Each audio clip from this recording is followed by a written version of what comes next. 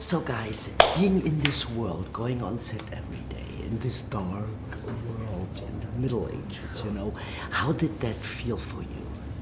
It's a little boy's dream to be It is. to be landed in that situation, being in all the chainmail and the armour, on horseback with a big broadsword.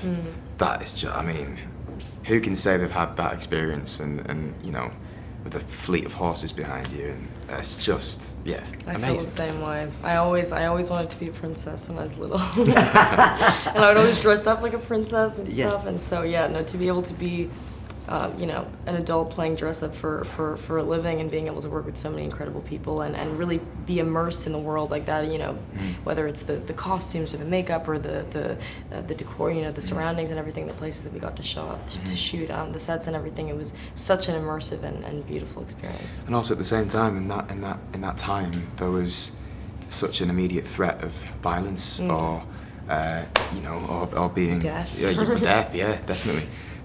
And that was playing on my mind, and it did actually have a bit of a lasting effect in terms of going back and still feeling a little bit anxious. Go back to the hotel and be like, still a bit on edge. Right. Yeah, but I also thought, you were also young, and at that time, people in your age, they were married, they were divorced, they had 10 years to live. That was the lifespan, right? Yeah.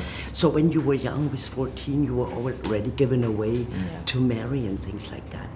And today, people stay over the 20s in puberty. Did you think about that relation, how young people lived at that time? I think it was all relative, because they didn't have anything different to compare it to. So I think relativity has just sort of changed a little bit over time. So the order of proceedings was just a little earlier than it would be now, and it didn't feel too disjointed from normality. No, I was actually the age that Catherine was when she got married when we shot. But I thought she was younger, but she actually was. I was 19 when we shot it, and that's how she was when she got married. But yeah, I mean, like as Tom said, it is all relative, but it's like things have evolved obviously with modern medicine and just like times kind of evolving and everything, but it is really bewildering when you think about just how different their lives were, and the kind of urgency that there was to get married and have a family, and urgency is definitely the right word. I think that's why I think I can explain a lot of Hotspur's behaviour through the word, using the word urgency as the sort of catalyst of that, because he's front-footed. He's always wanting to. He's never wasting a second. He's either confronting the king, or he's battling, or he's then coming back to fight Hal, or everything's very get up and go. Yeah, when you're put in a position where you're 25 and that's kind of like the end of your life, or like nearing the end of your life, it's like there is an urgency to. What's there to lose? Yeah, to do something of it, and what's there to lose as well. Absolutely. And then also, I think, when you, with the costumes, what we talked before, it really helps also. Like you had this thing on, was that comfortable?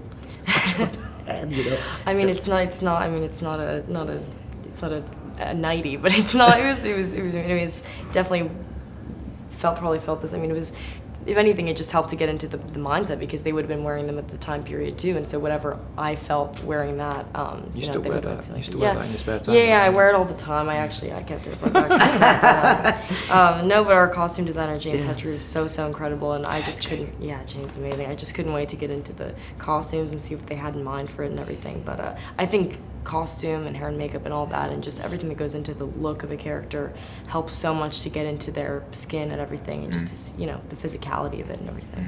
Because we only throw on a t-shirt or a dress and that's it, and it took so long in old times to get dressed, and especially if you were in armor and things like so many layers. Yeah. So being on a film like that, and it seems like an ensemble piece also, what did you learn for yourself? How did this movie change your lives? I've been quite change you, as a person. Yeah, no, I've been quite lucky in the sense that I've worked on a few films that have been quite ensemble led, and this one was no different really. In just realizing that we're all out for the same goal. We all want to create a story that is believable, dramatic, and we invest ourselves in that to achieve those things. You are a small cog in a huge machine, and it's that sort of realization that really instills humility and you know, makes you very grateful for being part of that machine. And you're seeing people like David Michaud, who's just incredible, astonishing at what he does. He makes actors feel so comfortable. Truly, and also spearheading captaining such a massive ship and such a well-oiled machine. I mean, it was the first time that I was on a set kind of that size and everything, and watching David kind of, you know, lead the entire thing was really, really impressive. So impressive. Great at what he does. And also what I liked, your role was like, she was for that time a pretty strong young woman. Absolutely. She told him, you know, because she was actually more clever than him, or, you know, she saw right through. Is that something you can relate very much also, that you think, I'm doing it my way, you know, that you can feel the strengths of this young woman? I mean, I think her strength is very, very inspiring, and I think also because at the time women were not given the opportunity to speak their minds freely, or to have much power at all, or much kind of, you know, choice over their own lives or their own paths. Maybe it did give them, you know, an insight, because they had to kind of be observers in a lot of situations where maybe they did have things to say, but they didn't have that opportunity. And so I think that they saw a lot of things and were able to draw their own conclusions, and then, you know, given the opportunity to talk about them, or you know, when an opportunity presents themselves and Catherine takes it, you know, her counsel is obviously very, very important to Hal, and she's very, very strong and very level-headed as well. She delivers what she has to say in a very kind of calm way, which is very, very strong and rare for the time period as well. Absolutely. But today women can speak their word much easier, but they don't, you know. It's always a choice you make, right?